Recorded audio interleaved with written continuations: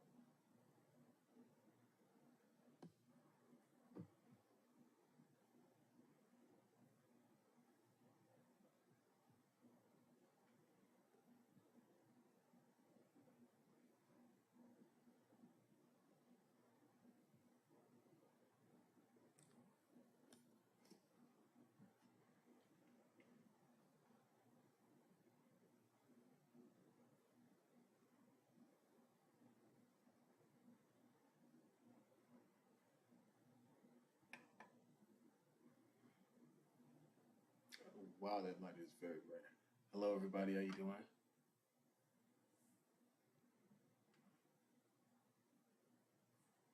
Um,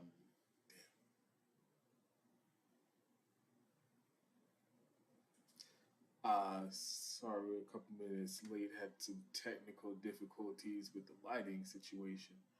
But I'm glad I can make this live stream. Miss you guys. It's been a while since I was live here. Big announcements, as is in the title of this video.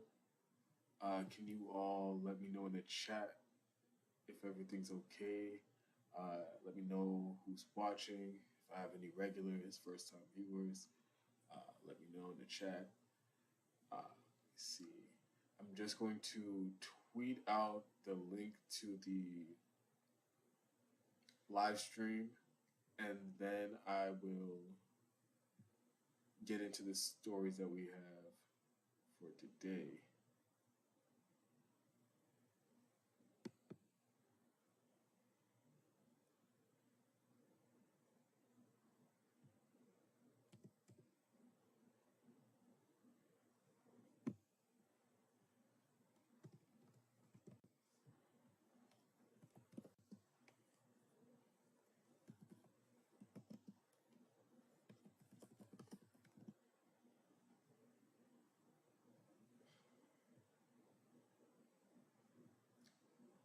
All right.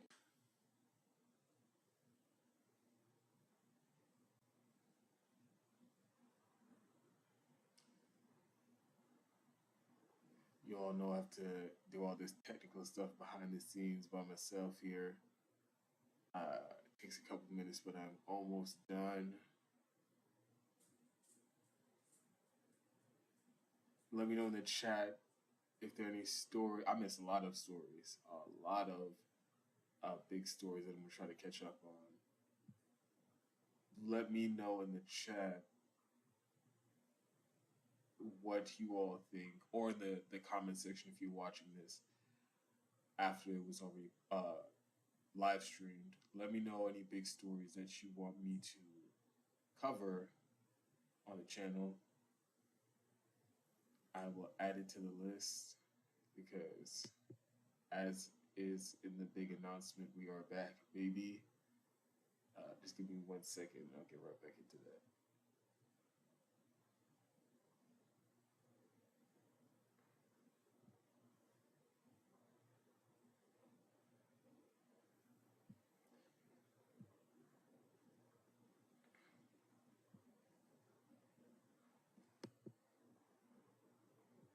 Can you all even hear me?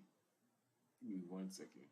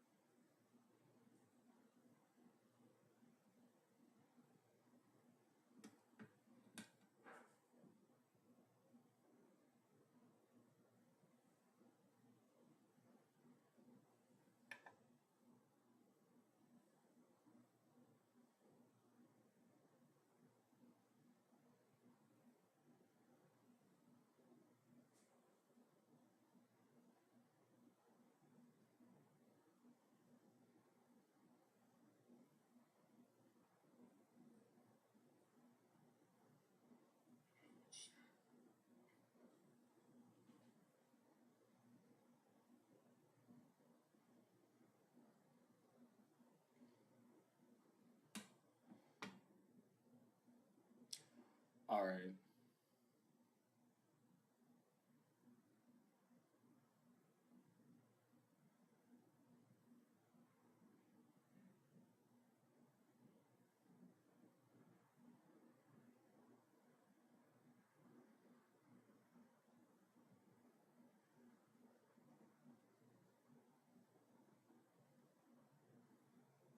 All right. I see one person in the somebody in the comment section. Thank you for the comment. And you told me to call me the GOAT. You asked me to talk about the Brittany Garner story and the Mexican government statements on Julian Assange asylum. Those are definitely the Brittany Griner story. I can talk about it a little bit. Actually, I might actually end up doing a segment on it in the live stream because um, yeah, there's more details to get into than I would do right now because I'm not really prepared to. But basically, basketball WNBA player was caught in and arrested in Russia for weed possession, and it was just a prisoner exchange.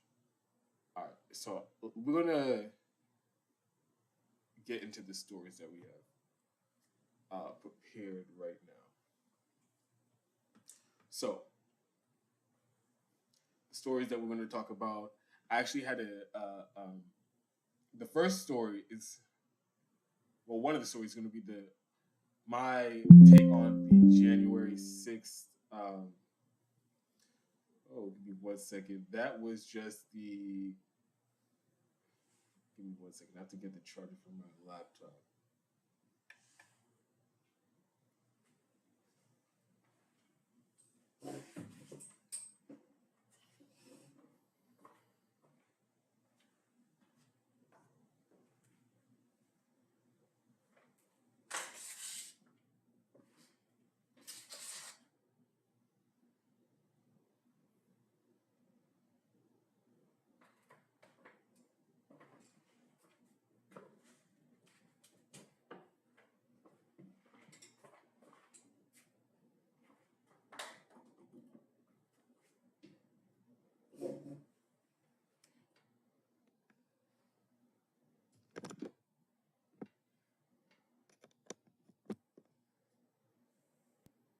Jesus. Having a couple technical issues, but nothing we can't work through over here. So, the stories we're going to get into, I'm going to talk about my take on the whole January 6th hearings and all of the media hype around it.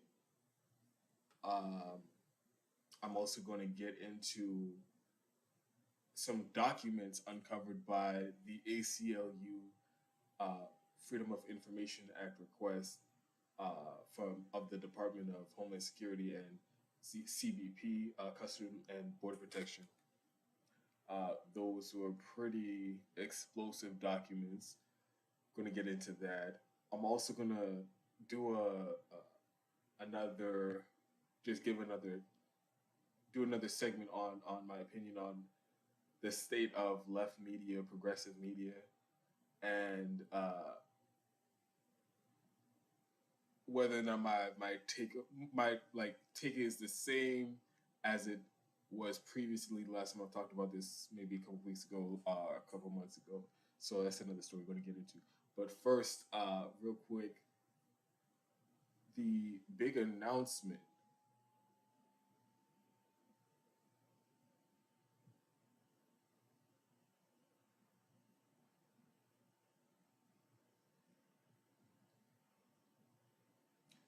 So the big announcement is that I finally have a place to stay now. So no more recording out of hotel rooms or wherever else I could set up a little ghetto makeshift studio. I will be recording here home. I want to thank my audience so much for your support over like the last, I don't even know how long, helping me pay for hotel rooms and equipment and stuff like that I needed to record and do the show, make sure the show is still running. I appreciate it more than I could ever put into words, and it feels weird having a place again. Um, but yeah, I'm of course extremely grateful. Every day I'm grateful. Um, but yeah, I don't have to worry about all that other logistics and all that stuff. So thank you all for everything you've done over the last few months to help me out. And now into the first story that we're going to talk about.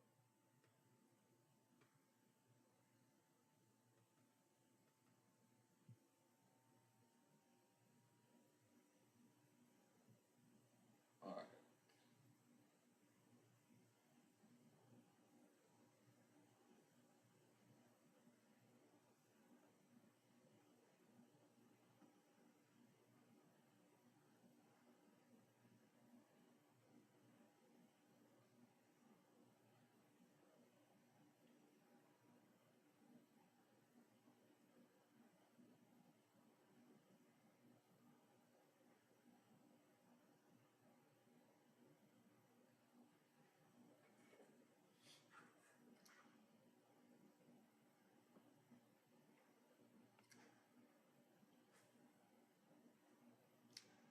All right. So the first one I'm going to get into is going to be the story about the ACLU's the documents that they discovered from the Department of Homeland Security. So months ago, they put in a request. Actually, I think this might have been from the 2020. This request was made by the ACLU on documents about whether on the extent of this government program to or procedure to buy the cell phone location data for Americans across the country without a warrant.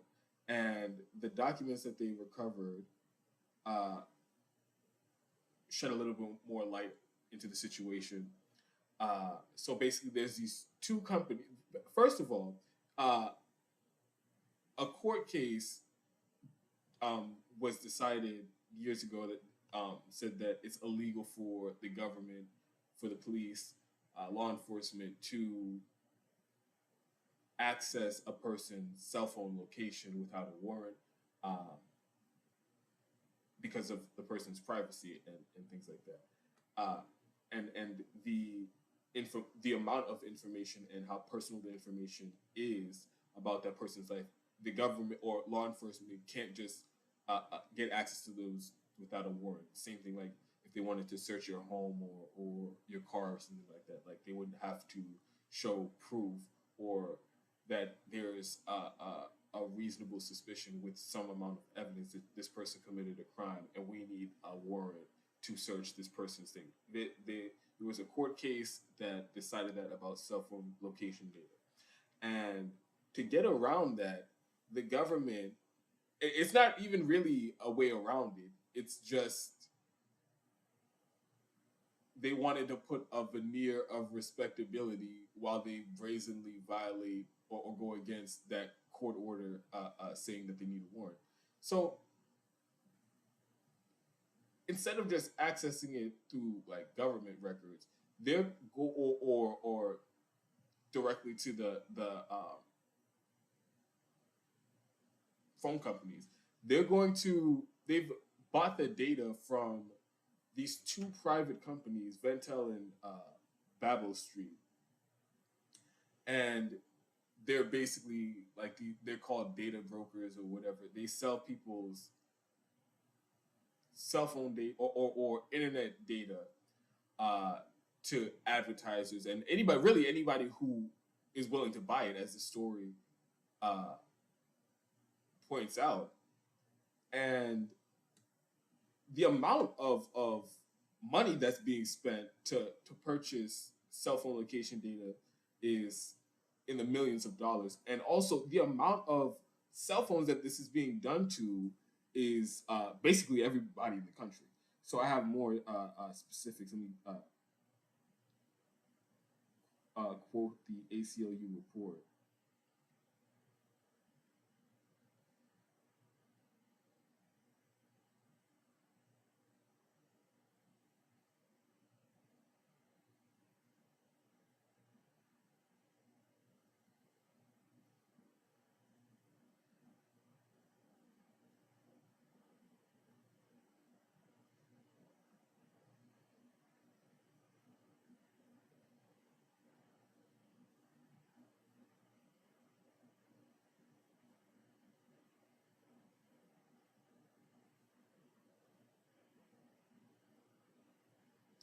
All right. So what the law enforcement can do with this information is they can access the person's or access they can identify devices uh, at a area of interest or place of interest as it's described, and identify repeat visitors. So people who go to that location um, more than one time a week or a couple times a month or whatever, they can use this data that they're purchasing from Ventel and Babel Street uh, to uh, not Babel Street. I don't know what I'm saying, from Babel, and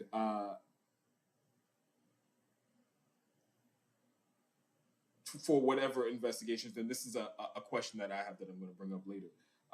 What are they using this data for? And apparently, Ventel uh,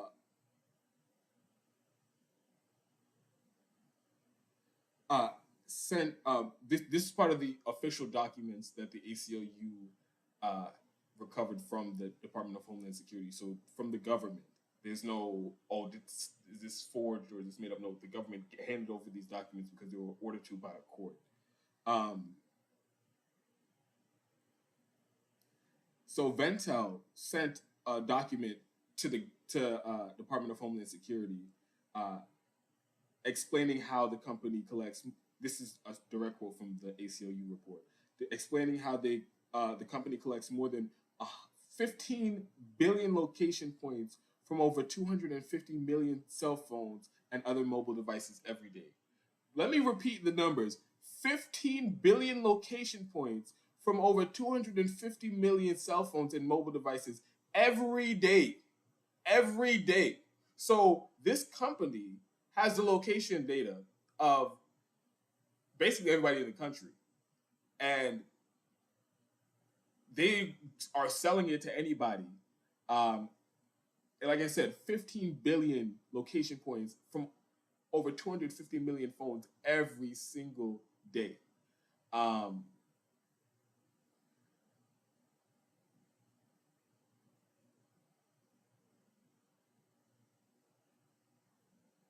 and let me just really quickly get into because the ACLU has only gotten a limited amount of documents and spanning over a certain amount of time. So we don't even know how extensive the government getting into this or getting access to this data really is, and how regularly they do it. But we have some sort of an idea based off of what we learned in these documents. And let me just get the exact quote for you right now.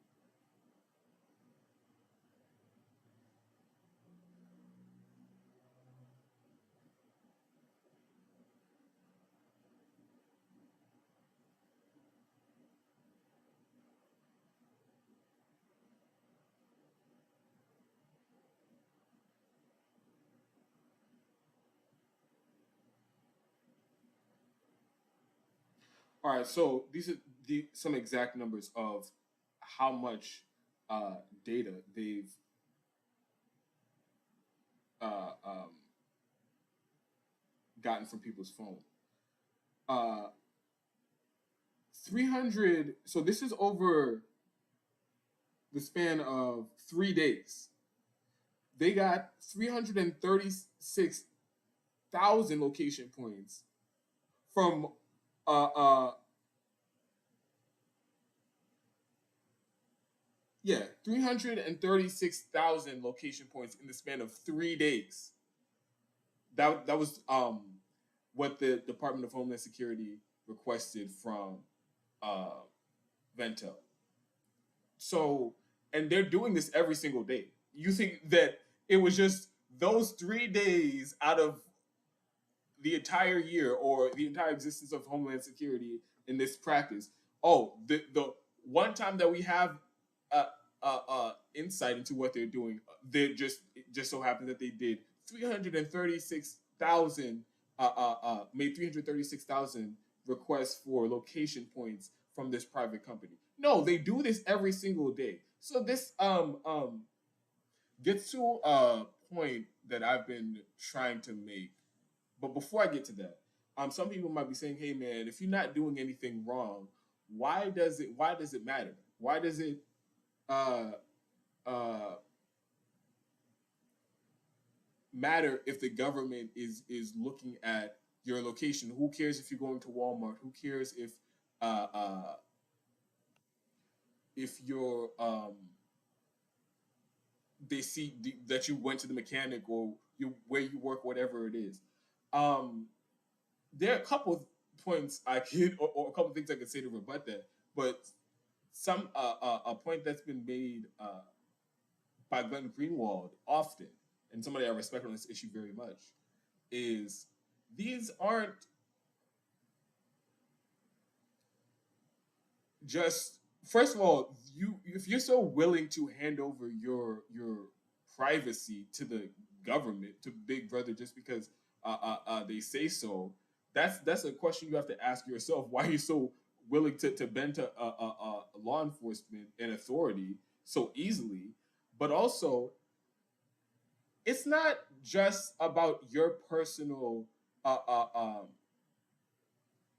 how you feel about the issue, because this is affecting every single person in the country, and you might be willing to have absolutely no privacy and let the government walk up in your home and search your drawers and search your fucking kitchen cabinets and go through your emails. You might be willing to do that, but not everybody else in the country, and I'm sure a lot of people in the country might not be. But also, a more important point is these rules and these protections that are in the Constitution. These are rules that the government isn't allowed to violate. They're supposed to respect your boundaries. So these are laws dictating what the government's allowed to do, and so you're just okay with them being able to do whatever they want. And that's the logical conclusion. If this something this massive and this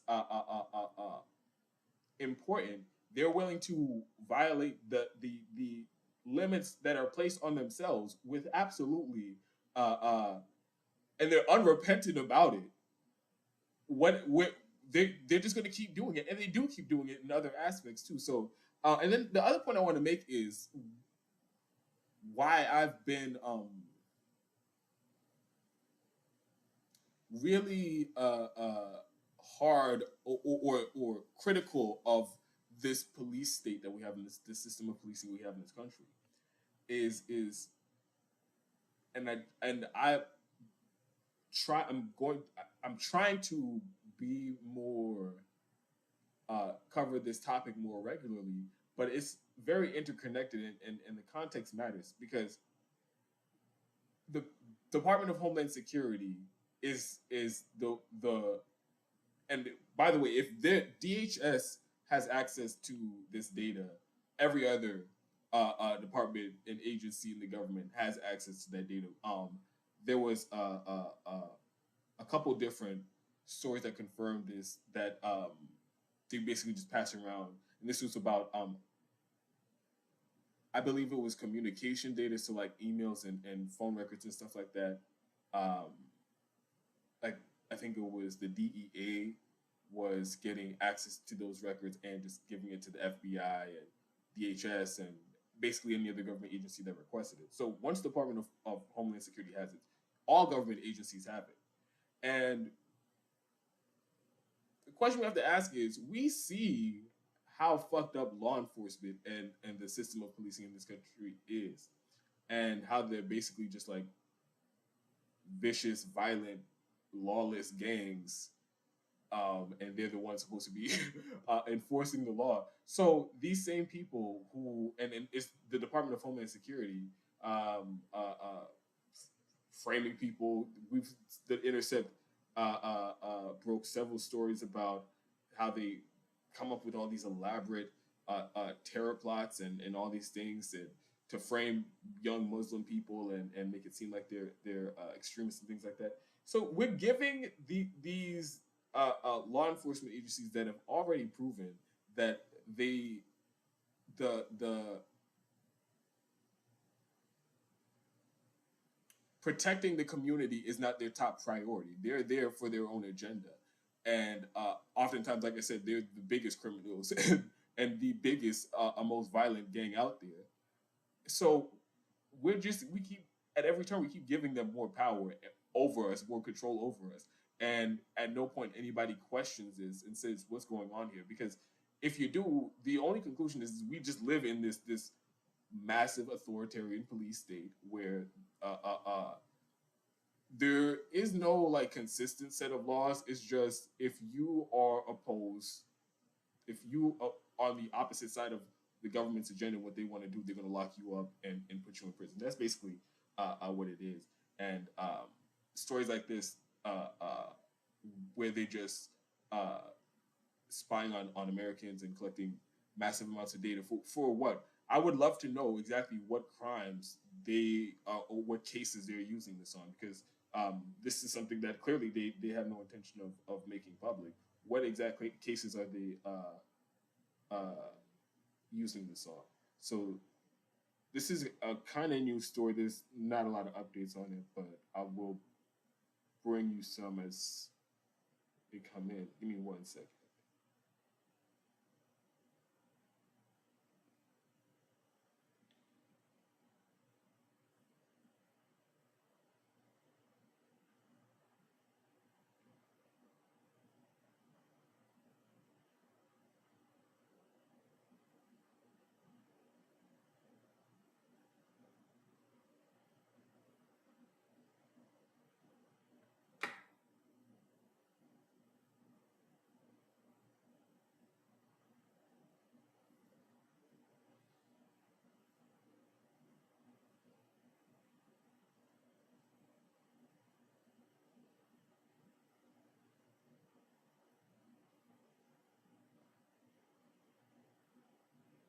Um,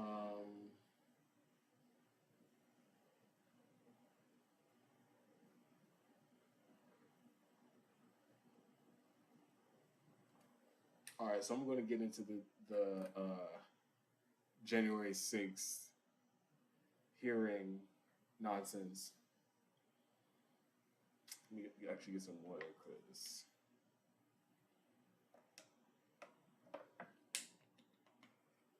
all that talking got my mouth dry.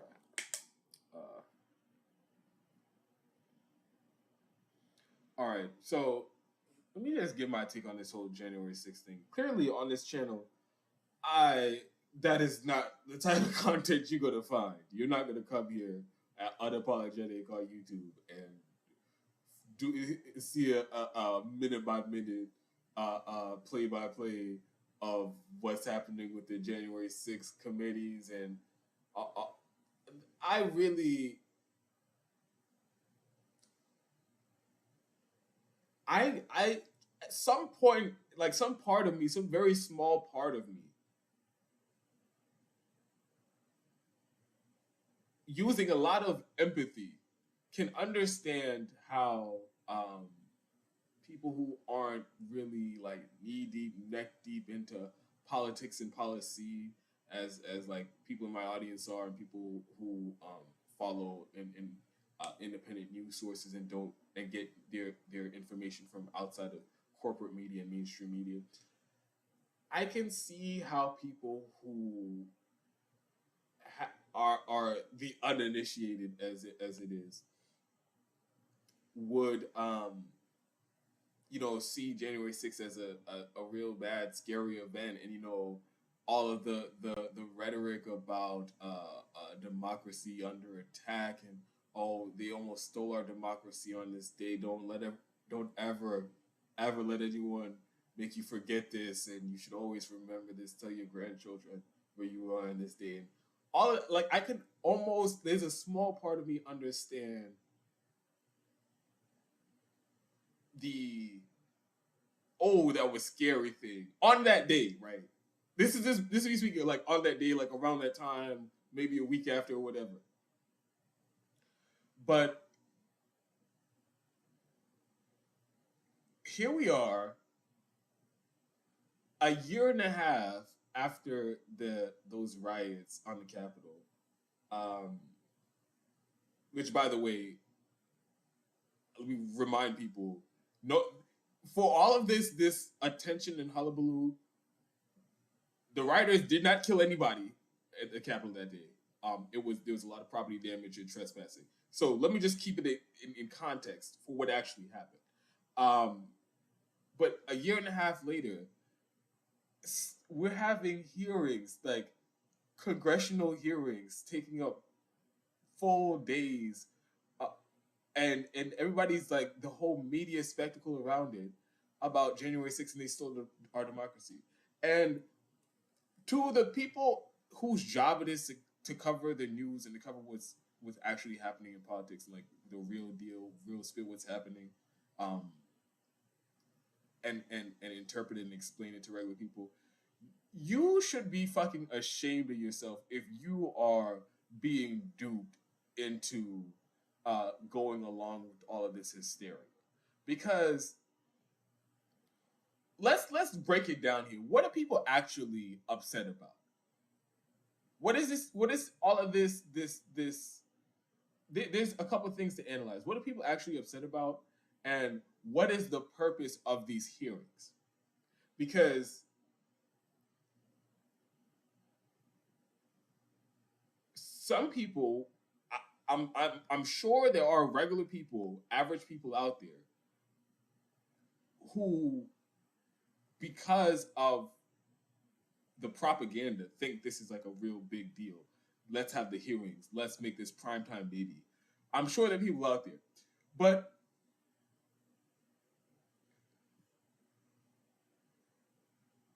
I'm trying to find a way to get this out like in a very coherent way. Like, you should know better, because like if you're in media and you follow these things, because you are you really mad that, like, did you think democracy was going to end on that day? Like that was the day that was going to end democracy? Okay, give me 1 second. I'm hearing that my volume is low. Let me know in the chat if that's better. Is that better?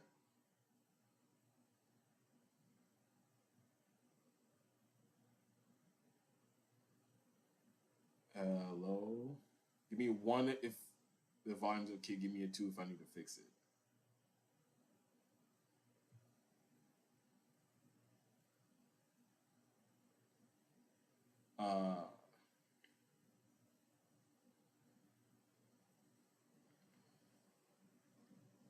I don't really.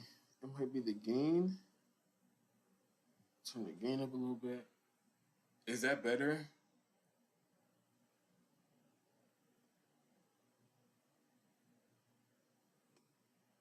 All right, I just fixed it again. So I'm waiting for Fetish Magic. I did make up these today. Can you let me know again, a 1 or a 2, if it's too low? Give me a 2 if I need to fix it. Give me a 1 if it's okay. Okay, so it is the gain.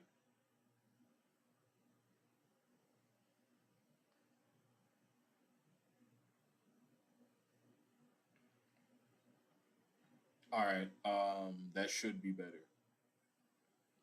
Goddamn, notice.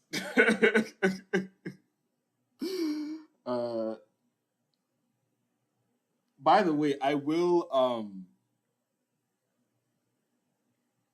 try to cut this out. I know I will definitely cut this into segments, and I'll cut all this stuff out. But if you're watching this like whole live stream back, gotta work with me. All right, do it again. Okay, it's better. All right. So yeah, the point I'm trying to make is we're long past the point of like, oh, we have any type of democracy, like legitimate democracy in this country. That shit is done. They taught me that shit in elementary school. I believed it back then. Since then, since understanding what's actually been going on in this country and how our government is just been completely well, I mean, even before the corporate capture, it is just this hostile entity, complete like being targeted against its own citizens, like completely unresponsive to the needs of the constituents, and the entire function of it is to serve corporate power. So we don't have a democracy in this country, and that happened a long time ago. Um, so if you're mad about January 6th and you think people were planning a coup or whatever, and it is so upsetting, do you have the same ire and the same like vigor in your bones and when you talk about the corporate capture of our government? Do you talk about that? Because I think that's a bigger threat to democracy than that fucking riot that happened on January 6th. I want more hearings on how literally corporations and their corporate executives who entire purpose is life is to make more money for themselves in their business, dictate government policy for the entire country. I've seen them do it, and everybody engaged in the process is getting rich off of it. The politicians, the lobbyists, the executives, the everybody is like a whole big money making operation. And so if you're upset about democracy, there is no democracy anywhere at any step of the way. So if you think that we had a democracy before and like you're afraid that it was almost taken away on January 6th, please answer what about all this the shit that proves we don't have a democracy. The fact that corporations literally pick our politicians are, it's not like all of our elected representatives, like it's legitimate. These are the most popular people in our district. We really strongly believe they will best represent us, and yes, that is why they're in the position. That's why this person is my representative, my state representative, my state senator, my whatever, my mayor, my governor. It's because the majority of people in that district, in that precinct, in that wherever the votes are being counted, all decided in even Stephen way that this person is best to serve the community. That is not how it works. Corporations get together and they decide, okay, who are we going to give money to?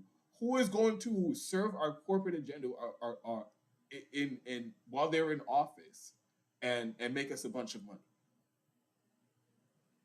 And then they give hundreds of thousands of dollars to their millions of dollars. This is a whole industry. So if you want to talk about all political donations, billions of dollars every year spent on political donations and lobbying and things like that to influence politicians, to buy politicians and buy policy. That happens every single day, every single year in this country. So where are the hearings on that?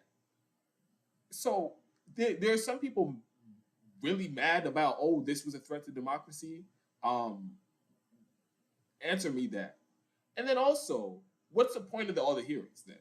Because, like I said, none of those politicians sitting in those hearings are actually concerned about democracy. Because if they were, they'd be as up in arms about the corporate capture of government. But they're not, because the reason why they're sitting in those seats are because they're willing to be tools of those corporations.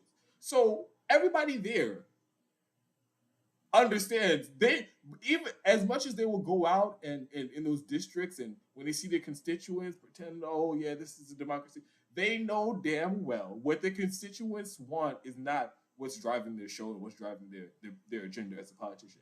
It's what their donors want. It's what those lobbyists who walk into their office tell them they want. That is what's going to get done. All those politicians know that, and they know because they must have had that same basic elementary school class on government and that I did, on social studies that I did in elementary school. They took that same class and they know what they're doing is not a fucking democracy. So then what? So they're not. This isn't a hearing on how do we protect democracy, make sure this never happens again. This is they have their own agenda. This is a political agenda. One, this is just more Trump hate that they can thrive off of, because that is literally the extent of what the Democrats have on offer for the last 4 years. Is, oh my God, we're going to come out here and tell you how bad this man is. Everybody who supports, and of course, Trump is a piece of shit. He's a scumbag, just like every other fucking politician in Washington D.C. But there's this niche of, especially among liberals, where they just can't hate him enough, and every chance they get to talk about Donald Trump and how he's like uniquely bad from the rest of the shitty politicians, they're going to leap at that. So the same with this, and the same with the other impeachment, with his second impeachment, his first impeachment. None of that was like anything substantive, anything real. It was just political theater to do some more. We're Democrats and we hate Trump. Theater. That's all it was. And that's a lot of what these hearings are too. So keep in mind that even if you really believe this was like a threat to democracy, you have to understand that nobody engaged in these hearings actually believes that. And then, of course, as I mentioned, the other and I'm kind of going like on a rant about this, because admittedly, this shit's been going on for a little while, and I haven't been able to get a lot of shit off my chest. But this is some sick shit I gotta say. So, just like the bullshit impeachments that they did before, this is also in a Russiagate, completely fabricated conspiracy and exaggerating things and blowing things out of proportion. They're doing the same thing with this every fucking day. It's some new headlines. Oh my God, Trump! Somebody deleted a text in the White House. Oh my God, somebody deleted their emails in the White House. Or fucking the what was the oh, Trump jumped across the giant limousine, armored limousine, into the front and grabbed the steering wheel from the driver and told him it was like trying to drive the car. Like whatever the fucking shit was. And it turned out that was all made up too. So like, this is just one big distraction from regular people. Like, and this is another point of the hearings. They think that the Democrats really think like, oh, if we distract people enough, they'll forget how shitty their lives are, and how we're not doing anything, even though we control the House and the Senate and the White House. We're not doing anything to make their lives better. So let's put on this theater and hopefully distract enough people. That's really what I think these hearings come down to, if I'm being honest. Yeah, it's bad that Trump did whatever, and he didn't accept the election results. He's a fucking man baby. We all know he wouldn't accept that he lost anyway. Fucking like I like, this is really Trump derangement syndrome, because again, this is the same country where George W. Bush and Fox News and conservative judges literally stole an election in 2000, and everybody just kind of let that shit slide.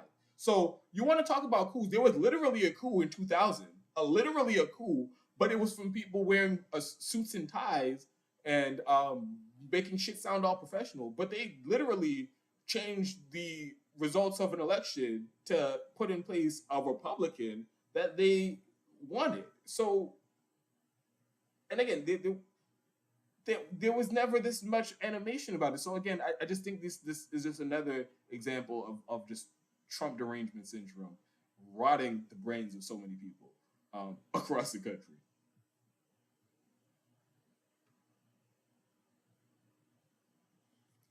Give me 1 second.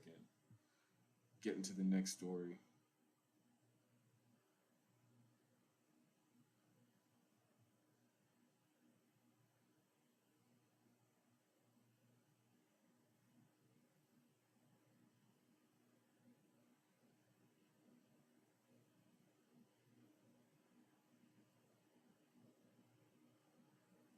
Oh, and if you want to help support the show, there are links in the description box to PayPal, Patreon, Cash App. I'm about to put a link in the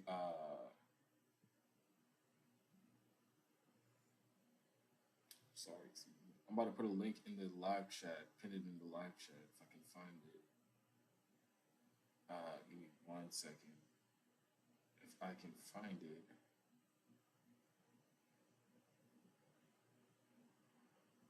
That is not it. Here it is. Oh, fuck me.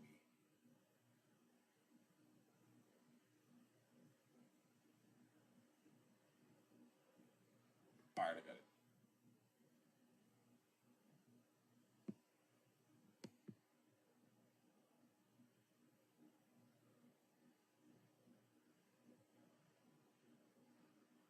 Oh. Yeah, so now that I have a place, I this is part of the big announcement. I made like half the big announcement. I realized that as I was like already doing the first segment that I did like half the announcement, but I just kept pushing anyway. And now I'm about to be on the third story. I don't know if I like drop this in now, wait till the end. I guess I'll do it now while I'm trying to find this fucking link. Give me 1 second. Um, but yeah, so I've been like working and trying to find clients for to do work on the websites and working in a restaurant and stuff like that. Um, to pay for hotel rooms and to stay alive. And now that I'm in a place, I'm going to, now that I have a home, I'm going to be able to do the show more. So definitely um, going to I see Megan Morales is in the chat. Glad to see you back. But I'm definitely going to be able to do the show more. So at least 2 days a week I'll be live. I'll be posting content on other days during the week, throughout the week, and maybe 3 times a week I'll be live. It depends. Um, but yes, that's part of the announcement that I left off and rushed into the first story. All right, so the next story that we're going to get into, and I've realized that I'm going to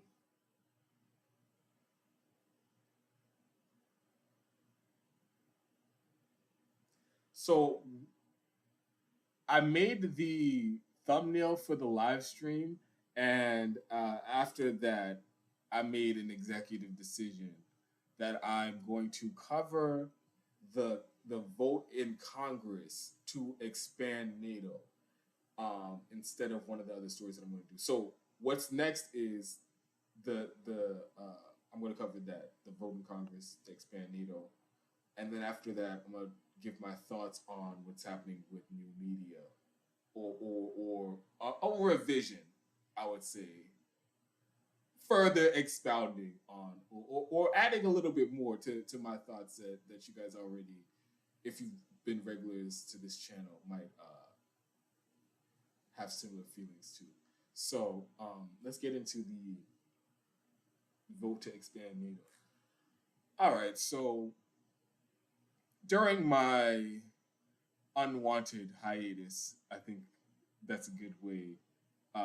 Just I'm seeing. Yes, I see you.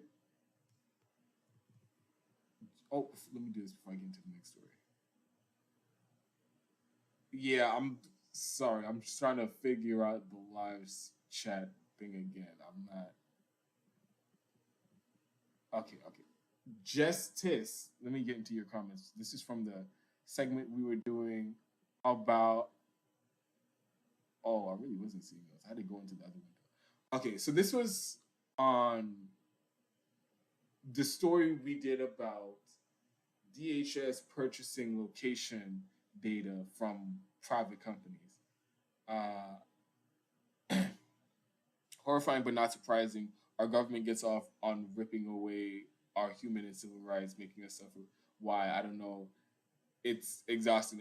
And that's the thing. Like, I really don't have a explanation for these things that the government does, but I know that they're hostile to their own citizens. And so I try to explain it to people, and they're like, "Oh, so why are they doing that?" I don't know why they're doing that, but I know that they shouldn't be fucking doing that, and that's the issue. I don't know why. Why? I mean, of course, I know that a giant incentive for them to keep the for-profit health insurance system the way it is because they're cashing in off of it. The lobbyists are cashing in off it. Executives, the donors are cashing in off of it. I know that's a huge incentive, but I don't know why they think like actually providing healthcare to their citizens would be worse. I don't know why they make these decisions that they do, but they do, and like I have to. I'm just giving you my take on the situation as I see it. Like this is a very hostile fucking government to its citizens. I would love to see you join or collab with RBN. Your last cameo was so dope. Great to see you, bro. Thank you. Yeah, I love doing making content with RBN, working with RBN. Um, I wasn't able to go out to Orlando when Rome and JB were doing the tour for the poor out here, but I would definitely like to go to the next one. I like I said, I love working with RBN. I'm not going to join the network as of this moment, but definitely love making content with them. And I think they're doing great work over there, all of them. Um, yeah, so big shout out to RBN. And I'm looking forward to doing more shows with them since I can do my show more often, like I said. Um, that was it. Because the live chat was not moving at all. And I just thought that there wasn't like coming in, so I'm just kind of let that slide. But on to the NATO vote.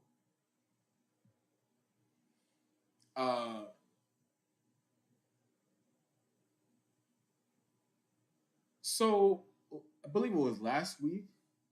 Congress voted on expanding or allowing Finland and Sweden to join NATO, which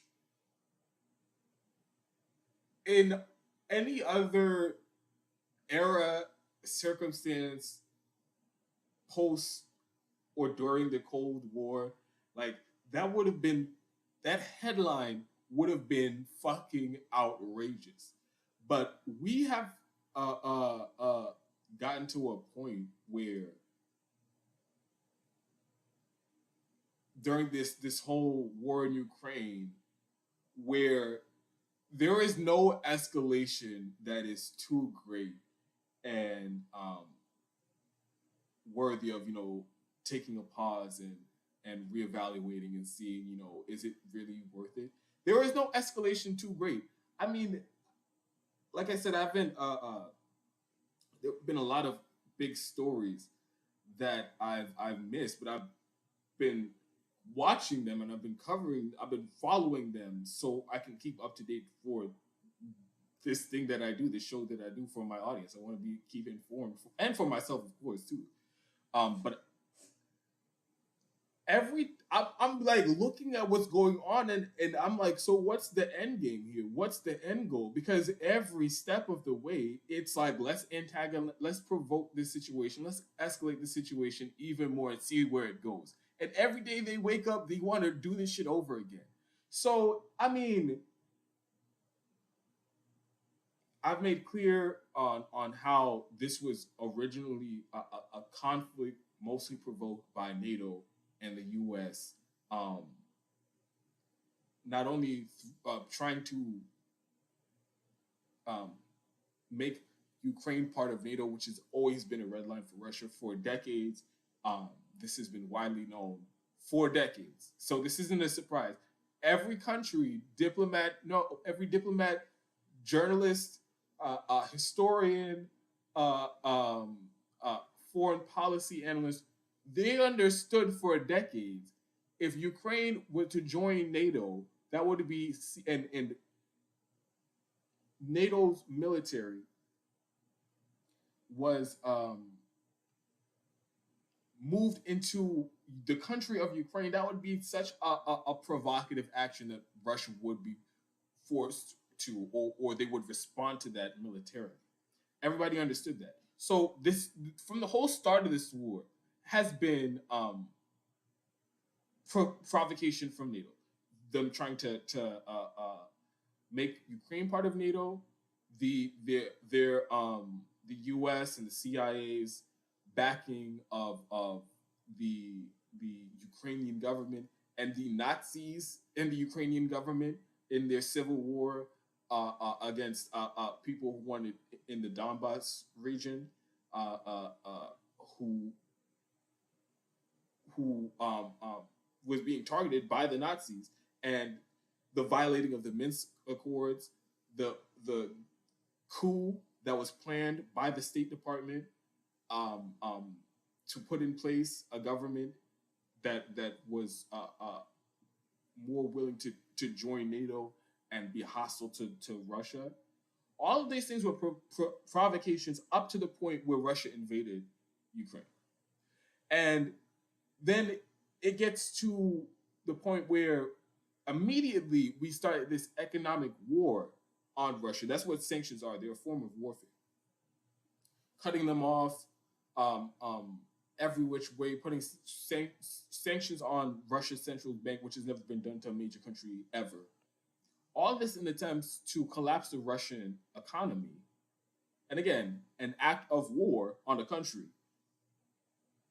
All of this has been done without any debate or anything in the U.S. Also, story, this is a miss about how, I mean, it was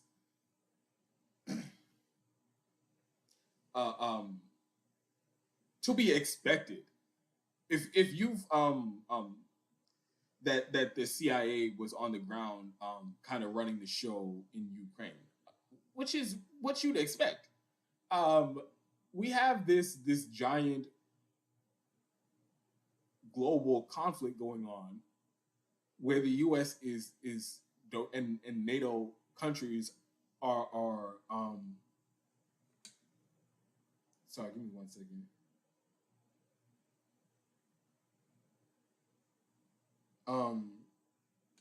Have a direct stake in the outcome of this war. And this is their puppet government. This is the government that they installed in Ukraine and have been giving military weapons to and all. So, needless to say, the CIA was going to be involved. But of course, it was a story that came out about how they basically did hundreds of CIA officers running the show in Ukraine.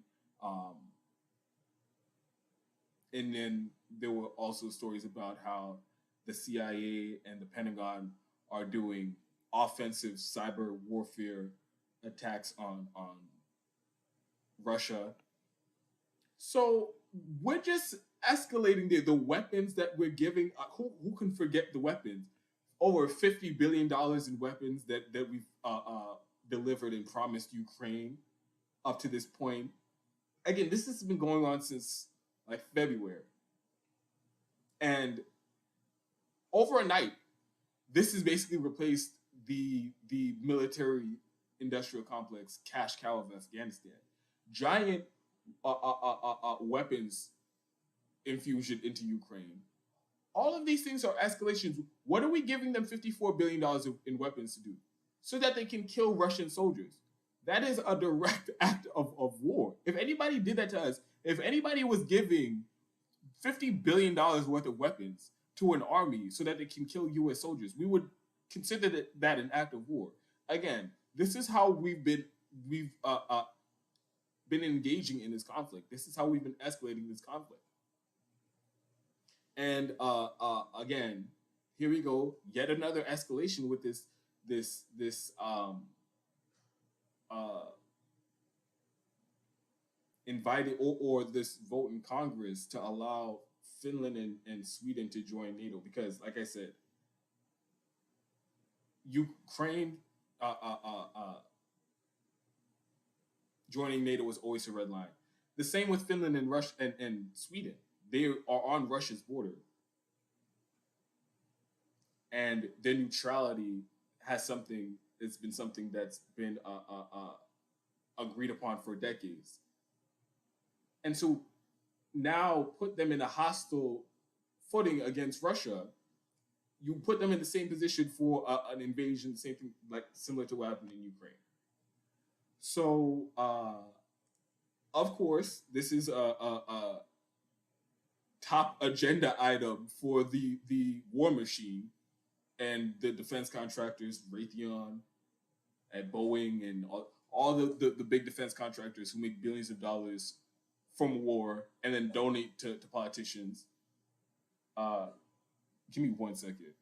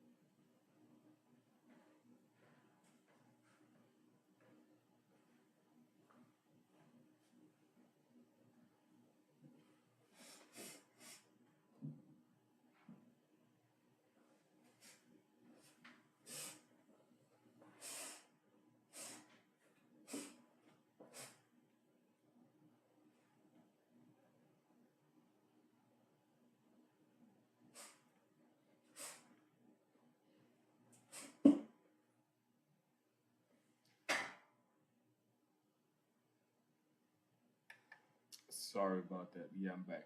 But yeah, so this vote to accept NATO or Finland and Sweden into NATO comes up, and complete bipartisan consensus. Well, would you look at that?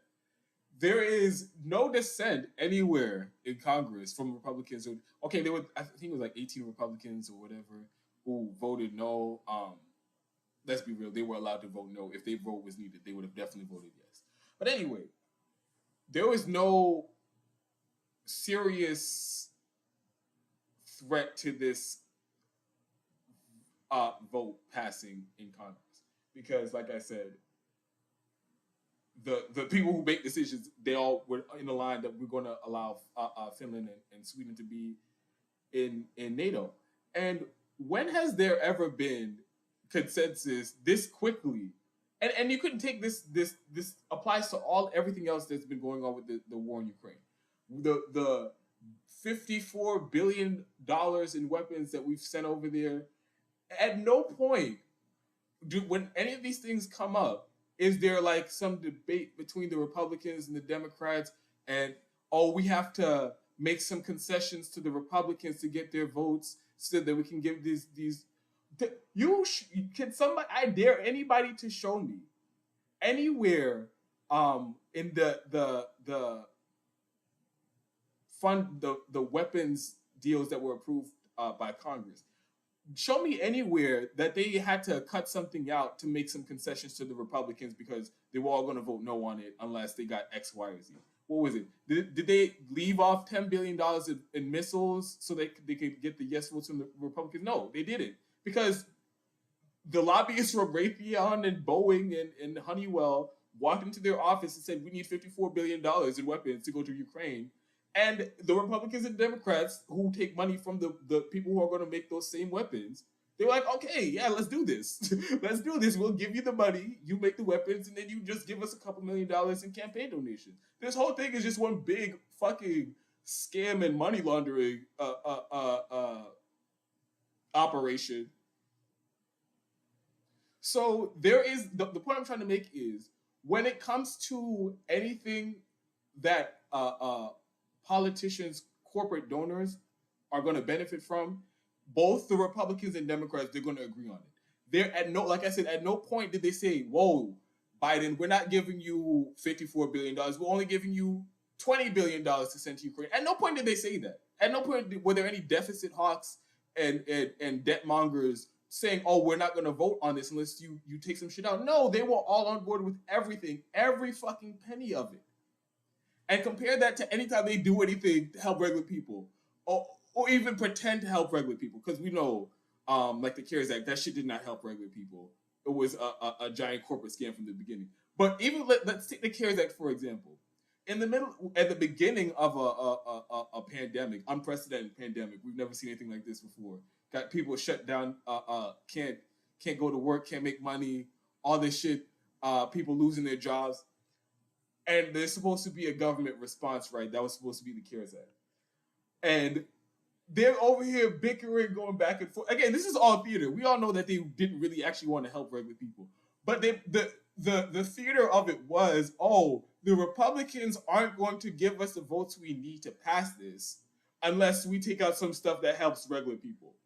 Again, makes absolutely no sense, because that's supposed to be the purpose of this bill. It's an emergency. We need to help people, right? A bunch of millions of people can't go to work, right? In the beginning of a pandemic. That's what was supposed to be the priority of the CARES Act. They can't pay their rent. Let's help them pay their rent. That's supposed to be the priority. And then they come back and say, well, guys, we really wanted to give you those $2,000 a month checks, but we didn't have the votes from the Republicans, so we took that out. And we took out also everything else that we said was going to help you. We took all that shit out too, but we kept the corporate giveaways. And we had to do it because we had to get the Republican votes. But when it comes to anything that escalates war or anything that starts a war, there is complete consensus. And like I said, this is just, I'm trying to illustrate how much this is all fucking theater. Like, none of this isn't, they're not in Congress having a spirited debate back and forth, and like they really believe one way or the other on these issues. It really comes down to, what do their corporate donors want? Their corporate donors wanted that $54 billion to go to Ukraine. They want to keep this war going indefinitely to the end of time. They've already said this. They want to make this a new Afghanistan war. They were in Afghanistan for 20 fucking years. Still in Iraq 20 years later. So they're just looking for another endless war that they can pump another $1 trillion into, $2 trillion into, $3 trillion into. And like I said, the executives at the weapons manufacturers make a bunch of fucking money. The lobbyists who go in and tell the politicians and write these policies and tell the politicians what to pass, they're making a bunch of fucking money. And the politicians are also going to make a bunch of fucking money. So that's really the game that's going on here. And with the same thing with the vote to allow Finland and Sweden into NATO. That's what the corporate donors wanted, and that's exactly what happened. And there was absolutely no dissent on that. Even though that is a vote that can provoke or is just further escalation into a conflict with a nuclear armed country. That's what that vote can be construed as. I don't know what would happen what's going to happen after that vote. But you allow Finland and Sweden into NATO and put nuclear weapons onto Russia's border, put whole armies, U.S. army and the UK's army and France's army on Russia's border as you're threatening to overthrow their government. You're provoking, you're escalating, you're increasing the likelihood of a conflict, direct armed conflict with a country that has nuclear weapons. That's what that vote did in Congress. And there was no dissent on that. That is fucking crazy. That is crazy. That's that's the point of that's where it's at with U.S. politics. Where there is no escalation too great as long as we can basically say fuck you to Russia, and it's crazy. Honestly, it is crazy. Let me get to the chats real quick, and then I'll get to the next story.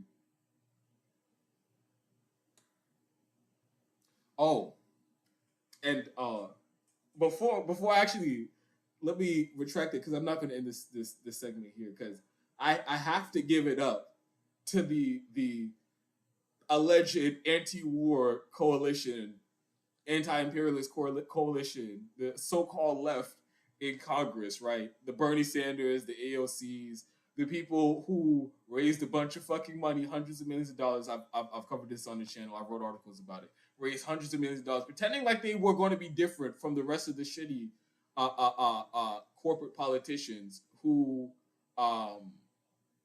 will do shit like fund more war before they do anything to help regular people. All these politicians who claim to be against the war machine and the profiteering from war and the military-industrial complex, like I said, Bernie Sanders, AOC, Ilhan Omar, they all voted yes to expand NATO and invite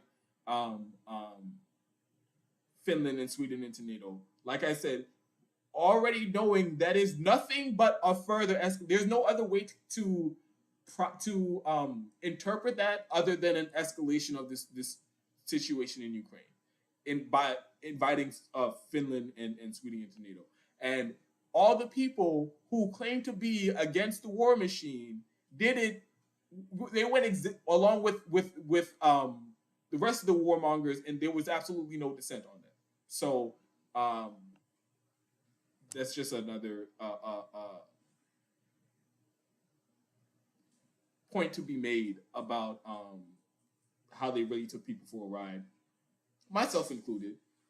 People who actually thought that they were going to be, for once, politicians who say, hey, how about we not escalate this war? How about we not start another fucking war for once? For once in my life, I thought there were going to be a couple politicians, at least a couple, to do that. But this is just further proof that they're just going to go along with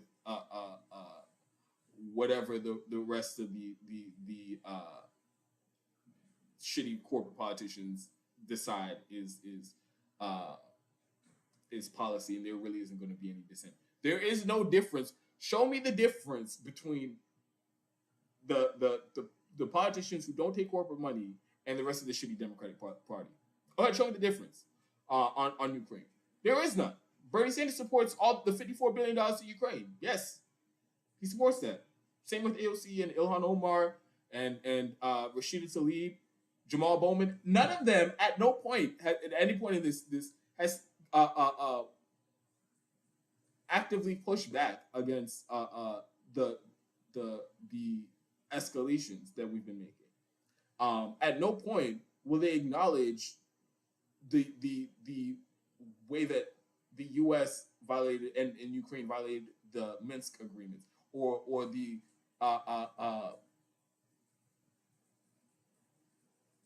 escalation of inviting Ukraine into NATO. How provocative that was to even begin with. None of them will even mention all of that. They are all in lockstep with the propaganda coming from the war machine. Putin bad. We all have to do whatever we can to stop Putin, and if that means a nuclear exchange, then fuck it. Let's do it. Let's get it going, baby. Let's get the missiles in the air. And it is a crazy place to be in, where these countries have enough nuclear weapons to literally destroy all life on the planet. And in no government, in none of the governments, are there any politicians advocating for restraint, saying, let's not push this any further.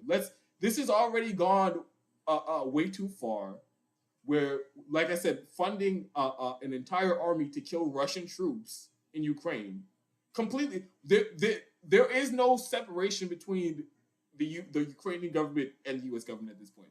We are complete. $54 billion. That was already more than the entire Ukrainian economy before the war. So we are completely funding this war in Ukraine and trying to, with the economic warfare, the sanctions, trying to literally destroy Russia's economy, and at the same time trying to kill Russian troops, and trying to put even militarize the situation even more by putting NATO armies even more on Russia's border. It's just wild. It's a wild time. It's a wild time. Keenan says it's finally nice to catch you live. Yes, it's nice to be live. Nice to see you back, Keenan. You said I don't think NATO ever wanted to fight Russia. I think it's just money laundering. I bet less than 10% even made it to Ukraine, which is at least $5 billion. Yes, I know it's money laundering. I read your comment. Like I had that in my. I know it's a money laundering scheme. That's a whole other segment to get into, because even before the war started, Ukraine was notoriously one of the most corrupt governments around the world. So that meant that problem didn't just evaporate when the war started. No, those same corrupt politicians, self-dealing, are still in government. And now we just gave them $54 billion in U.S. money and give them weapons so that they, as they're doing, selling on the black market. And this is another story that's coming out of Ukraine, that a bunch of law enforcement agencies are talking about how there's the weapons going into Ukraine are being sold on the black market. So I agree with you that a lot of what's going on is just a money-making operation. But at the same time, there is there's real military consequences to what's happening, because they're actually fighting in in Ukraine. They're actually killing Russian soldiers in Ukraine. They're doing that with U.S. weapons, and the CIA is literally, and this is not my speculation. The reports from government officials that the CIA is in Kiev, the capital of Ukraine, giving orders and directing the situation. At what point? Yes, it's a lot of it is like I said, a money making operation for the defense contractors and the politicians and the whoever else is in on it. Yes, but they're still risking a nuclear exchange over their greed, which is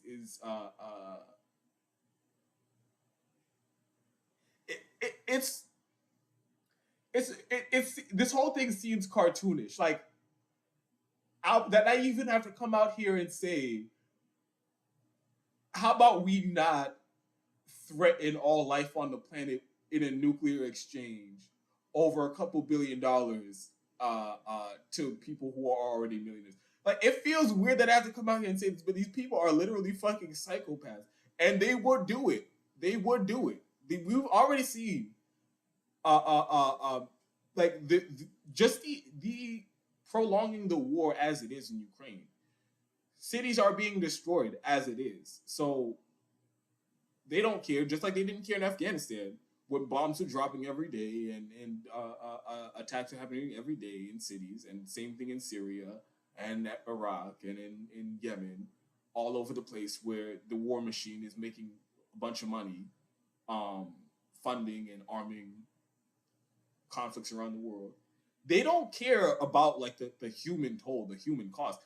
But it is I guess it is the logical conclusion from like all of these decades of endless war and profiteering, the genocide for profit, that the same psychopaths who clearly have no conscience are going to now do it at a level so high that they're literally risking all life on the planet.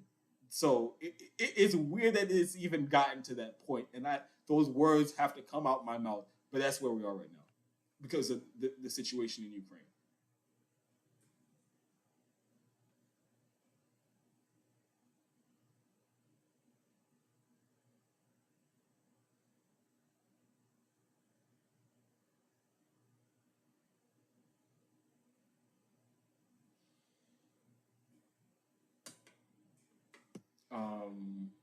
All right, I'm going to get into the last story that I have prepared, and I'm definitely going to try to do a live stream. It's been great to be live again. Definitely going to try to do it again tomorrow, but I still have a lot to do. 1 second.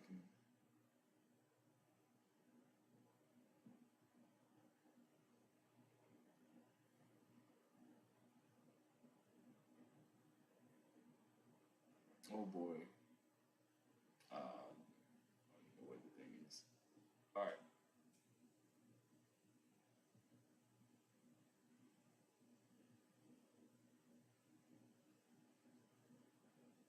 So this last one I'm gonna get into. This is something. Like I said, I've been trying to like. I haven't been as caught up as I normally be. I would be as if when I'm doing the show, but I've tried to like. I've tried to keep my ear to the ground and see what's happening in like independent media, left media, whatever you want to call that. And so, like, of course, I've been watching the shows that I like and the shows that I think people in my audience should watch. Um, like all the people on RBN, Nick, CJ, Sabby, JB, Rome, all the content that they put out over there, MCSC Network, Convo Couch, Nico House, Fiorella, Johnny, and Pasta, and Jason Burmas, and Whitney Webb, and I try to like I've been trying to keep up with different content, and of course like yeah, I've been trying to keep up with what's been coming out of the people in this sphere, and the more as I've been, and of course I had to see what's happening on the other side, the bourgeoisie side, as it were, the PMC, um, the libs of the independent media, you know, uh, Breaking Points, Kyle Gillespie, the Sam Cedar and all the bullshit TYT, David O. Like I've been trying to like dabble around or whatever, and it's just become so undeniable at this point that like the point of where we're at, because I remember when the CARES Act passed, even like just around then and before then, like the towards the end of Bernie's campaign or whatever, and I started to see these politicians like as they really are, just like more grifters and people just in on the game. And at the time I said,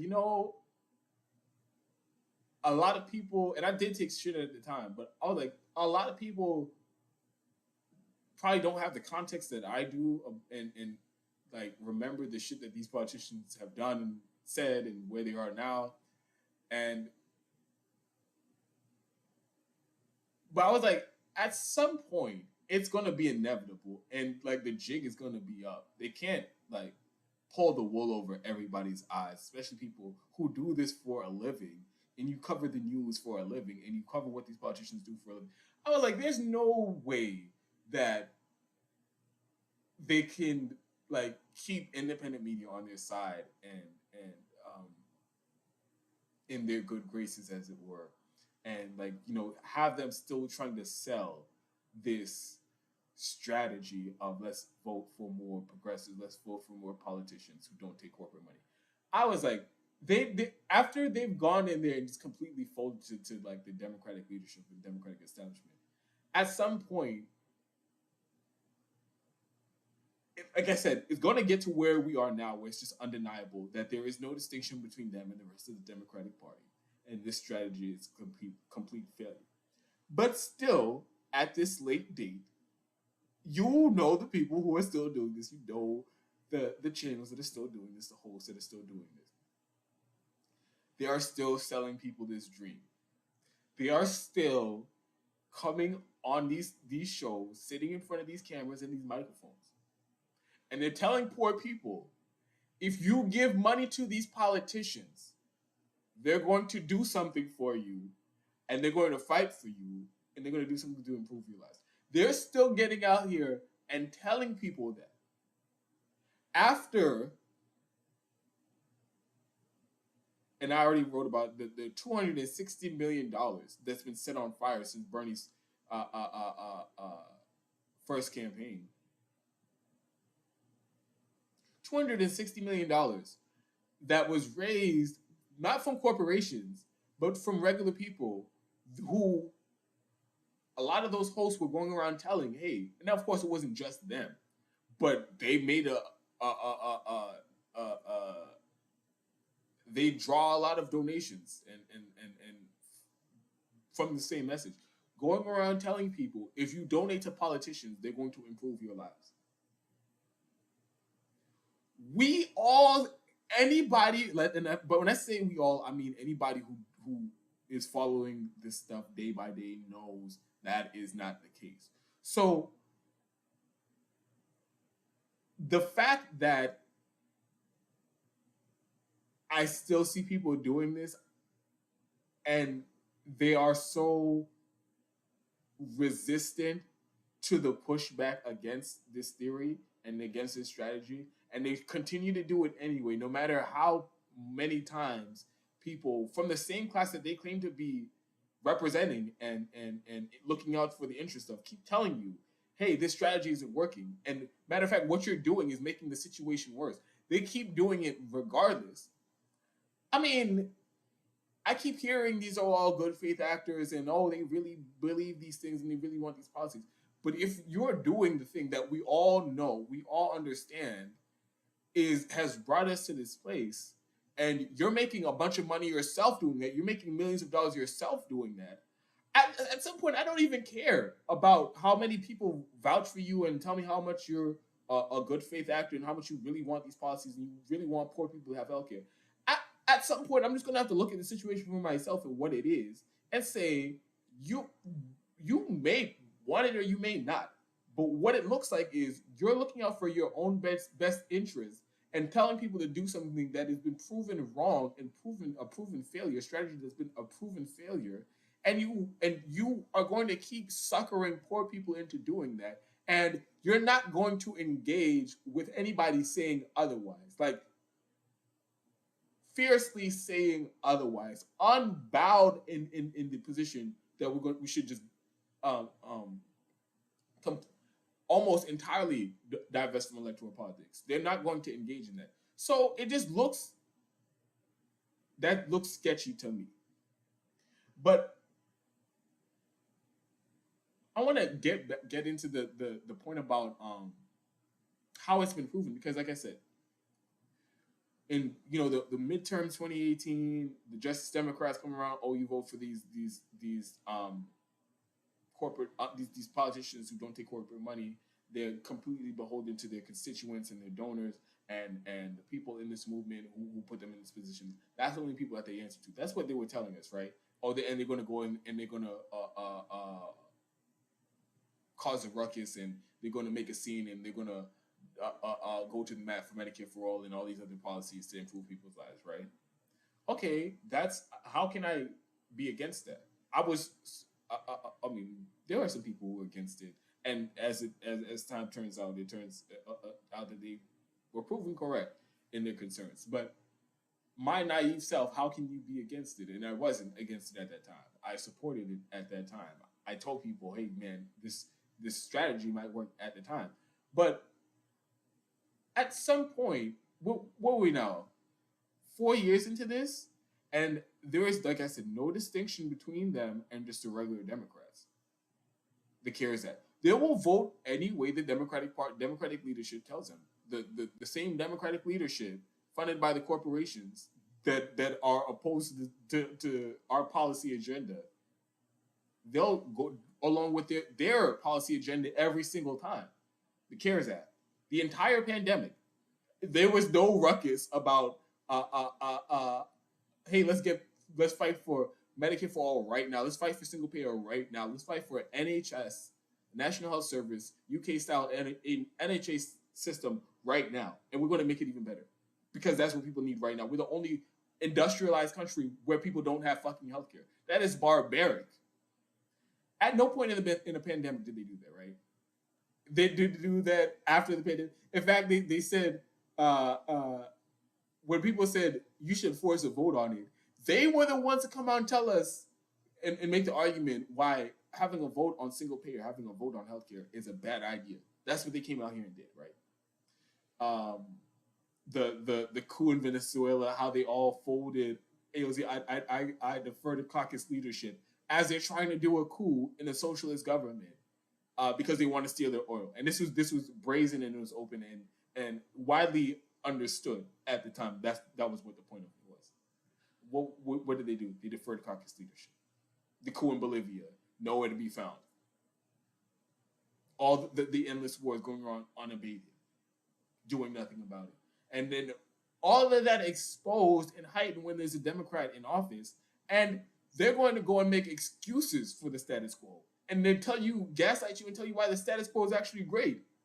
And you're just not looking hard enough. If you don't see how great the Democrats are doing, how great the system's working for people right now, you're just not looking hard enough. That's what they're going out there and doing right now. And so, like I said, we're at the point where it's just undeniable. There is no distinction between them. That this strategy doesn't work and it's not going to produce any results. And then these same people, the humanist reports and the crystal ball and the all these people, they're going to come out here and tell you why you still need to come out and vote for more Democrats and be indignant when people push back against that, rightfully push back against that, aggressively push back against that. And to the point where they almost, and this is such a weird thing, like they're going around bragging about how they don't even listen to their audience anymore. Like they don't read comment sections and they don't listen, like they don't interact with their audience on Twitter and shit like that. So they're going around bragging that because so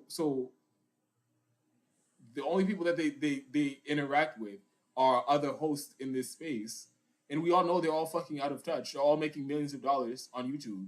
They're all making hundreds of thousands of dollars on YouTube, and you're gonna tell me. So let me take a crystal ball as an example here. Crystal ball is 100 million or has tens of millions of dollars, whatever the fucking case is. She has more money than she could possibly fucking spend in a lifetime.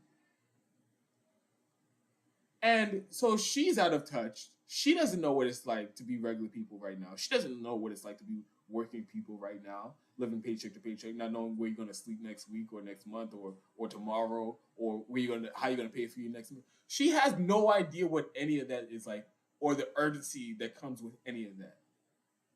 And still, when, like I said, people like me and other people in this independent left space, Franco from Franco Analysis and Comrade Misty and all these other people that you like, you in this circle, on our side of the fence here, come back and push back. People who are regular working people who know what it's like to be struggling right now, who know how untenable the situation is right now, tell you not only do we need to stop voting for Democrats and funding and giving money to Democrats and people running as Democrats, we need to get away from this electoral strategy and invest into mutual aid. And that's what's actually going to help people. That's what's actually going to advance our policy agenda. And that's going to help people in real time. And that's the only thing that makes sense right now. This is the message that we've been trying to get across. And they are actively hostile to it.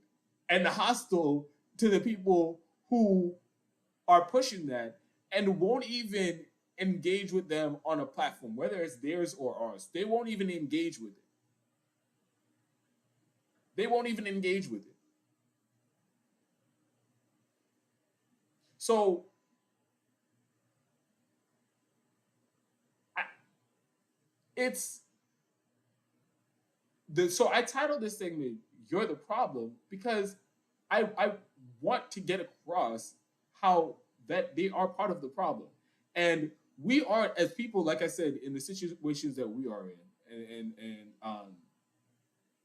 people in my audience that feel the same way. The situations that we're in, where you know you like working whatever, however many hours at the job you hate, and you have no health care, or whatever the case may be, where the government isn't doing their job, fulfilling their role in the social contract. And these like literal millionaires are telling you, oh no, just keep doing the same shit that's making me a millionaire, and your life is still shit. Just keep doing the same thing. At some point, we don't have to keep being nice to you, because I saw the interview that Jordan Sheridan did with JB, and he was I'll probably do a breakdown of it on another live stream, because I had those other stories prepared, and this was just an informal live stream I mean, a segment that I wanted to do. But there was a lot of like, oh well, we would talk to you all more. We would hear this idea of like mutual aid over electoralism. We would hear that more. But oh, you guys are so mean, and you guys say words, and you guys make these titles, and it really hurts our feelings. And I'm just looking at it, and it's like, you're missing the point here, because when we having all of these discussions about policy and strategy and how to advance policy agenda, it's life or death for a lot of people. People who, like diabetics, who can't afford their insulin and paying hundreds of dollars for medicine just to stay alive every single month, and they can't afford that shit. Us not having healthcare is life or death for them. So there isn't room to error here. There isn't, oh, we spent 40 years on this strategy of trying to reform the Democratic Party and make it less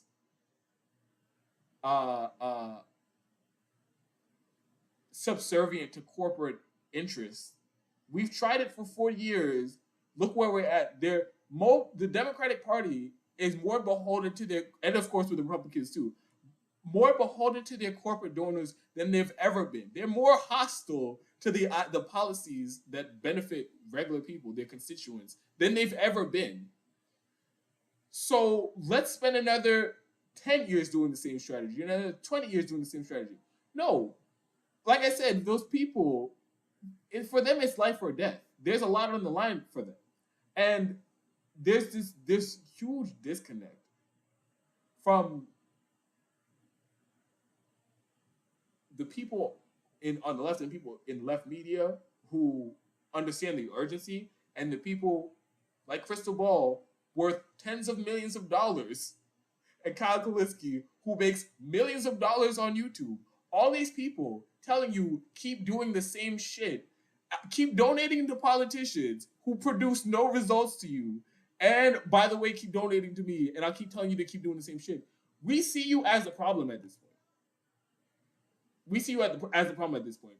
You may not be like in on it and in the back rooms with the lobbyists and the corporate politicians and scheming all these ways to advance corporate corporate agenda. You may not be as nefarious as that, but your actions are producing the same results and are contributing to the same problem. The problem being, first of all, there aren't enough people who actually know what's going on in the country. People are too busy like with their day-to-day lives to be following all these corrupt politicians and what's driving their decisions and the money in politics and how it literally decides everything in government. People don't follow that stuff every day. And so that's a huge problem. But then there are some people who are kind of aware what's going on and they want to do something to make the situation better, to make the country better. And they're looking for ways to do that.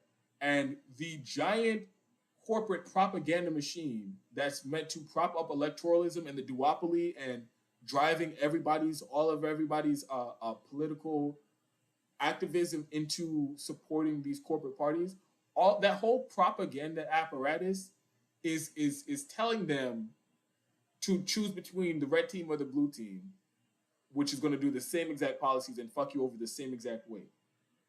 And then what independent media was supposed to be is outside. They're supposed to be removed from the system, and they're supposed to be giving it to people as it is and telling people as it is, and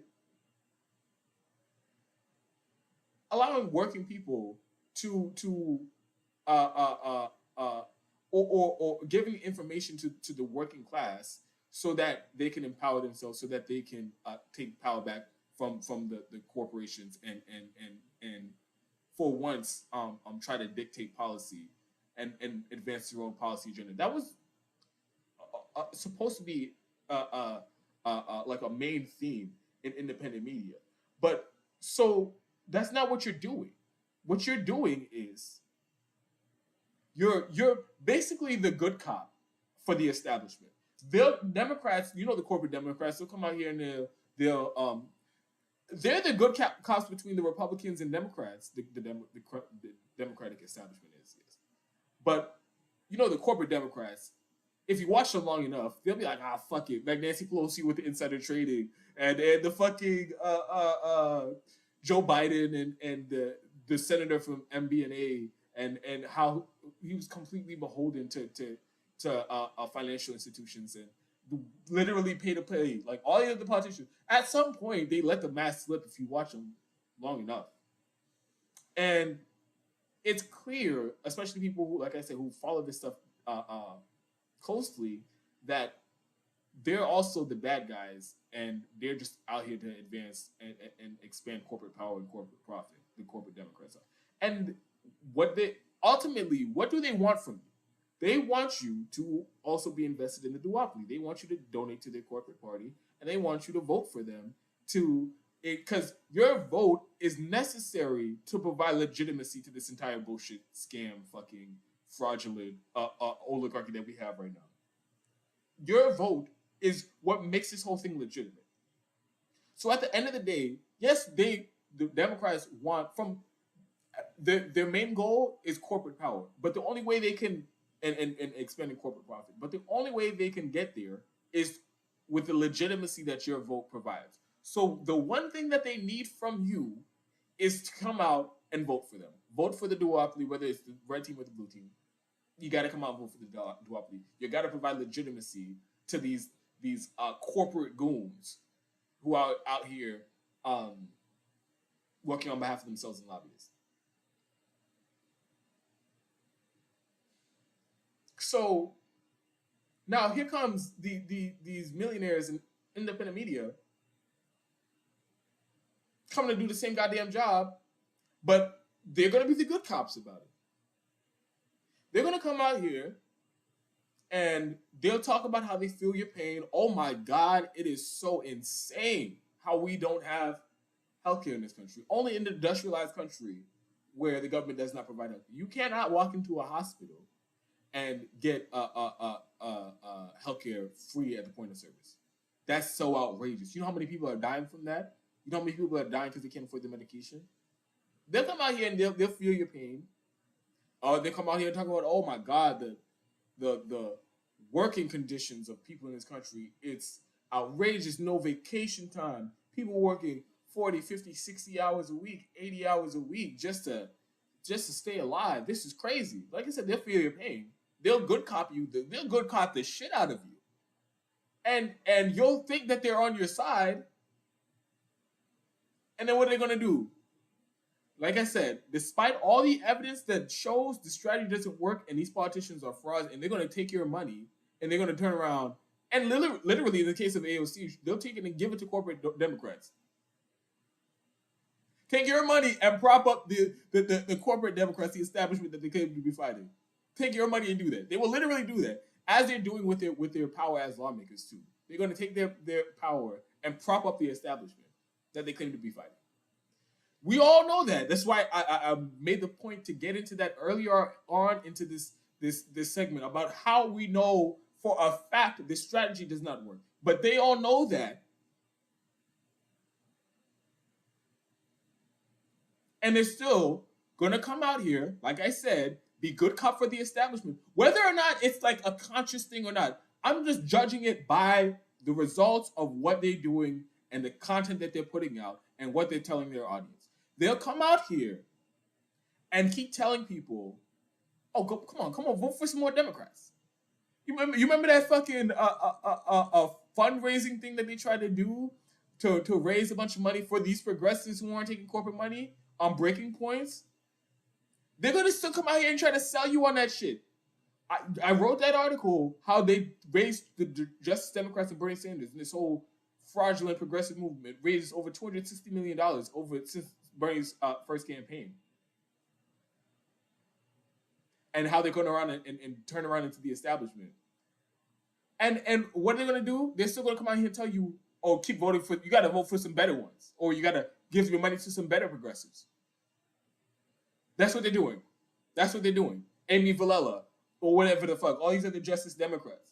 They just like as if, like I said, the whole thing hasn't been proven to be an utter failure, complete failure, indisputable failure. And they're going to keep coming out here and telling people to keep doing that.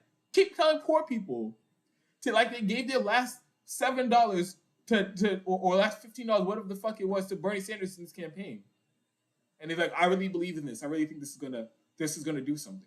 They're coming out here and telling people, keep doing that shit. And that's why we have a problem with that. That's why we're so aggravated. That's why we get to raise our voice and get to call you whatever the fuck names we want to call you. Because why do we have to keep operating under the assumption that you're good faith actors when, one, you will never engage with any of us who will make this same coherent argument to you that I'm making right here. They won't engage with any of us, and they won't engage with their audience who's saying the same fucking thing. And then they're going to come out here and pretend like what they're saying is the best way forward for working class people. These millionaires, people completely out of touch with any struggles you might be going on with in your life. They're going to come out here and tell you, don't listen to those other poor working class people who are up on game now and telling you how it is and telling you what this shit is really like. Don't listen to them. Keep listening to us and keep giving money to us and keep giving money to these other fucking politicians. Let them run your pockets just like they did for the last 4-6 years. Just keep doing that shit over and over and over and over again.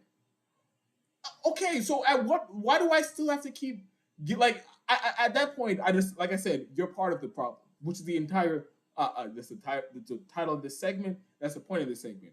You are part of the problem. And they keep going around and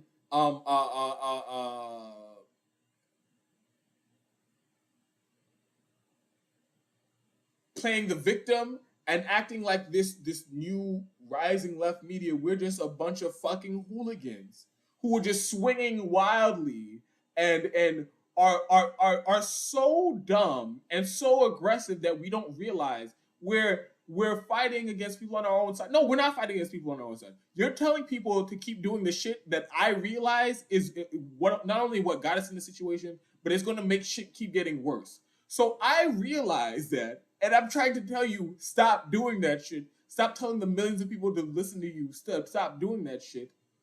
And you're gonna do it anyway. So,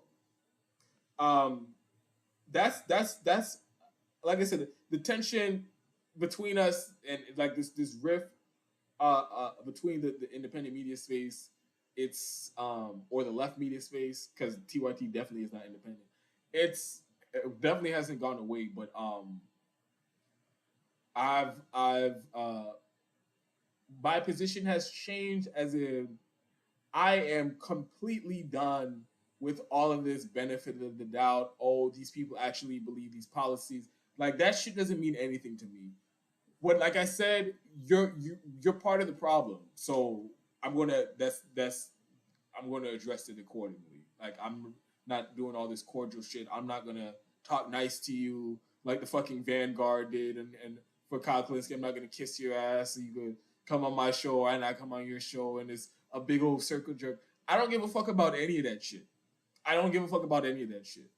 And you, I just again this I might even just cut this part out, but I would never get over the fucking arrogance of these people to come out here, like I said, completely detached and removed from what it's like to be a regular working class person in this country, and then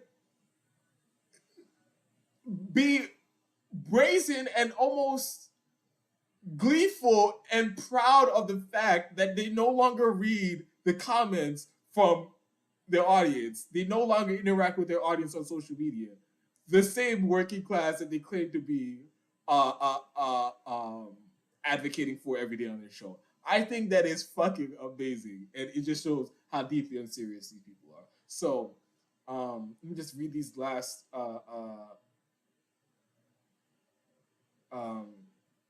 comments, and I'm gonna end the live stream. Like I said, I'll try to be back again tomorrow.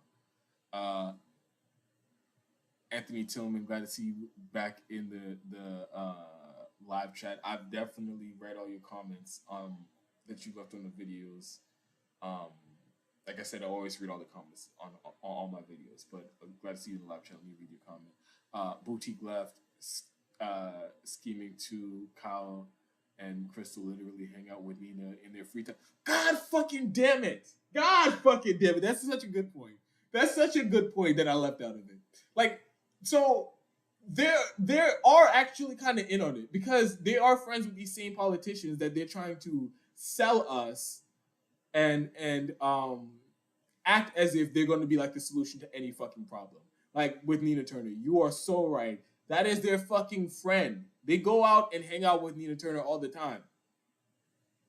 They go to dinners with Nina Turner. Marianne Williamson. I believe Katie Halper says she's been like a family friend for like a while. And Crystal Ball is also her friend. Like these are all fucking politicians. So like I said, there's a lot of incentive for them to keep being wrong and keep ignoring the people telling them to be wrong. And they keep acting like we have to keep being nice about it. No, I'm done being nice about it. I'm done being nice about it. I'm done trying to present it in a way that doesn't come off as too abrasive. I don't really give a fuck about any of that shit anymore because, like, clearly you know what's being said on this side of the fence. You clearly know the arguments being made, and you've made the conscious decision. Not only am I not going to ever engage with these people in a conversation on their platform or on mine, but I'm also not going to read the comments, and I'm not going to engage on social media. You've made the conscious and active decision that when people are trying to, people most directly affected on these issues are trying to correct you, you made the decision, I'm not going to listen to these people.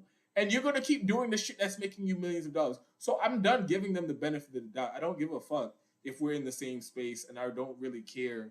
Like I said, I don't care to have them on my show. I don't care to be on their show. And they can take it how the way they want to take it. But it's not just me saying this. It's people in their audience, and they fucking know that. So like I said, it makes the whole benefit of me giving them the benefit of the doubt shit like repeatedly over and over again. After I said like we're at this place where it's proven that strategy does not work, and you're still doing it because you're making millions of dollars off of it. I'm just going to assume you're in this to keep making the millions of dollars. And I want people to stop acting as if that's not incentive to come out here and bullshit in front of a microphone and a camera if you think you're going to make millions of dollars doing that. Plenty of people would take that fucking deal. So stop acting like, oh, that's such a fucking far-fetched conspiracy to think Crystal Ball multi-millionaire, Kyle Kalinske, multi-millionaire, whoever the fuck, Jake Uger, Sam Cedar, all these people are just bullshitting to get it to keep cutting checks. No, that's a logical interpretation of the facts of where we are right now. Anthony Tillman again. Sorry, you had me worked up on that. Your good cop theme point reminds me of Bill Clinton mentioning wage inequality in the presidential debate. You're never actually mentioning a policy to address that wage inequality. Yeah, like they that is I think one of the most important um tricks that I've picked up on following politics is this good cop bad cop thing. There is because the way that they get people is because if both sides just came out and said we're trying to fuck you, if the, people would be why like they'd be like, okay, how about neither? How about that? So there always has to be a good cop, whether it's the Democrats and the like versus the Republicans, and the Democrats come out with like, oh, we're not as openly racist, even though Joe Biden wrote the fucking crime bill that locked up a bunch of Joe Biden is responsible for more black people in prison than anybody else in this country. But they'll come out here and they'll give you they'll give you the bullshit. They'll put the sauce on it and they'll be like, oh, but I really feel your pain and I'm not as racist as Donald Trump and I'm not gonna like call you a nigger or some shit. Like, so you gotta keep voting for us. Like they're gonna be the good cop in this situation. So that's like I said, that's one of the most important tricks that I picked up on following politics. The only way they can this shit has any legitimacy is if people keep choosing the less shitty option. And so just know every time you do that, you're just you're just playing along with the game. You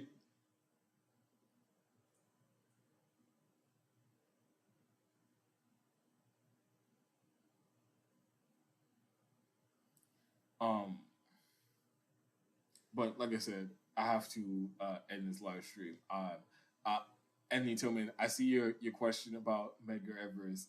I'm not going to get worked up again. I'm not going to go on another tangent. I will address this tomorrow. I will at the beginning of the live stream tomorrow. I will talk a little bit about Medgar Evers. Uh, but everybody else, thanks for showing up to the live stream. Um, like I said, I'll edit the segments into smaller videos, into smaller clips. I'll post them on the channel, of course, the YouTube channel. Um, I'll cut them up even smaller and put them on Twitter for people in the Twitter audience who don't really watch on YouTube, which is a lot of people. Um, I'm also trying to I'm setting up Rockfin accounts and what's it called, Rumble accounts, so I can post content there. Because that's another thing that I goddamn, I said I was gonna get worked up on some shit, this shit. But there's a lot of stuff that I haven't talked about because I haven't done the show as regular. But the censorship has been out of control, especially on this Ukraine situation, the Ukraine war. Anybody who is dissenting and anybody who has anything to say other than let's keep giving weapons and endless money to keep this war going indefinitely. Anybody who has anything different to say than that is being removed, their channels deleted, demonetized, all those things. So I'll get into all of that. So I already have Odyssey, so everything I post on YouTube is backed up on Odyssey. So they'll never completely erase the video, but I'm also trying to go on those different platforms because I've read all the comments, guys. I see all the live chats. I know you all want me on Rockfin. Working on that right now. Hopefully,